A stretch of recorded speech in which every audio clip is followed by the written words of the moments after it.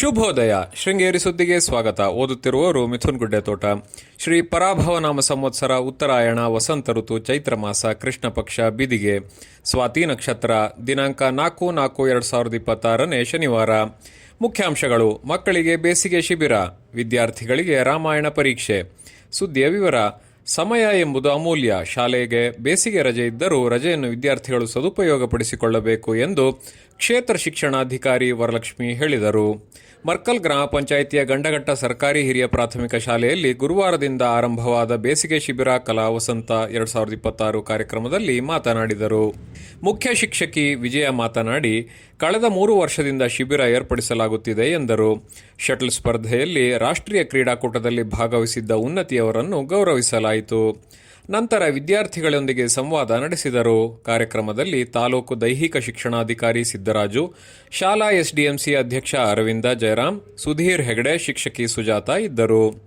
ಬೇಸಿಗೆ ರಜೆ ಎಂದರೆ ಮಕ್ಕಳಿಗೆ ಆಟ, ಮೋಜು ಮತ್ತು ಮಸ್ತಿಯಾದರೆ ಈ ಬಾರಿ ಬೇಸಿಗೆ ರಜೆಯನ್ನು ಇನ್ನಷ್ಟು ಅರ್ಥಪೂರ್ಣವಾಗಿಸಲು ಶ್ರೀ ಶಾರದಾ ಪೀಠ ಒಂದು ಅದ್ಭುತ ವೇದಿಕೆಯನ್ನು ಸಿದ್ಧಪಡಿಸಿದೆ.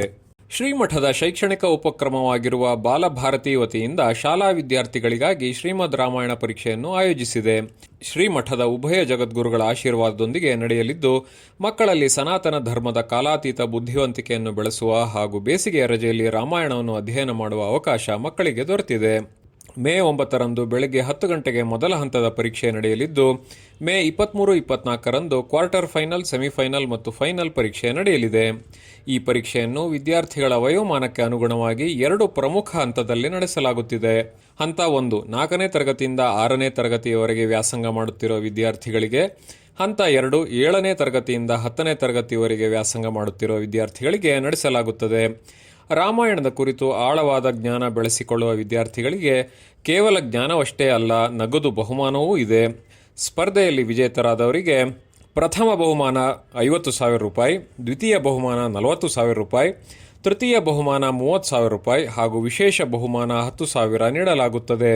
ಕನ್ನಡ ಸಾಹಿತ್ಯ ಪರಿಷತ್ ಕಿಗ್ಗಾ ಹೋಬಳಿ ಅಧ್ಯಕ್ಷರಾಗಿ ಪ್ರದೀಪ್ ಕೂಳಗದ್ದೆ ಆಯ್ಕೆಯಾಗಿದ್ದಾರೆ.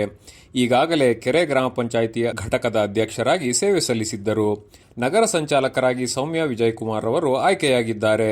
ನಗರದಲ್ಲಿ ನಡೆದ ಅಖಿಲ ಭಾರತ ಕನ್ನಡ ಚುಟುಕು ಸಾಹಿತ್ಯ ಸಮ್ಮೇಳನದ ವೇದಿಕೆಯ ಸಂಚಾಲಕರಾಗಿ ಸೇವೆ ಸಲ್ಲಿಸಿದ್ದರು.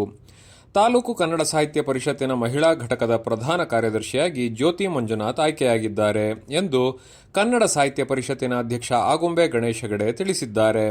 ಪ್ರಧಾನ ಸಂಪಾದಕ ಕೆಎಲ್ ಗೋಪಾಲಕೃಷ್ಣ, ಸಹಕಾರ ಕೆವಿ ರಮೇಶ್, ತಾಂತ್ರಿಕ ಸಹಕಾರ ಮಿಥುನ್ ಗುಡ್ಡೆತೋಟ ಮತ್ತು ಸೌಮ್ಯ ವಿಜಯಕುಮಾರ್. ಜಾಹೀರಾತು ಹಾಗೂ ಪ್ರತಿಕ್ರಿಯೆ ನೀಡುವವರು. ಶೃಂಗೇರಿ ಸುದ್ದಿ ಕೇಳಲು ನಿಮ್ಮ ಹೆಸರು, ವಾಟ್ಸ್ಆ್ಯಪ್ ಸಂಖ್ಯೆಯನ್ನು 9448843831ಗೆ ವಾಟ್ಸ್ಆ್ಯಪ್ ಮಾಡಿ. ವಂದನೆಗಳು.